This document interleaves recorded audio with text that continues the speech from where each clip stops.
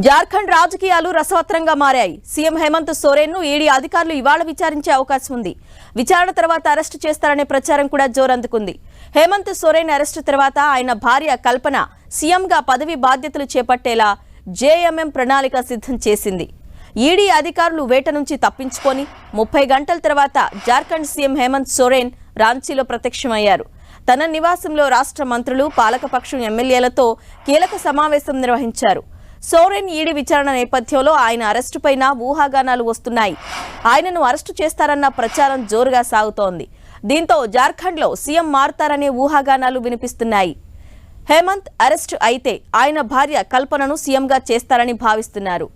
JMM, Congress, RJD ఎమ్మెల్యేలు కూడా హేమంత్ ప్రతిపాదనకు అంగీకారం తెలిపినట్టు తెలుస్తోంది. ఇదే సమయంలో కేంద్ర ప్రభుత్వం ఈడీని అడ్డం పెట్టి ప్రతిపక్ష పార్టీల నేతలను వేధిస్తున్న తీరును ఎండగట్టాలని కూడా హేమంత్ కోరినట్లు తెలిసింది.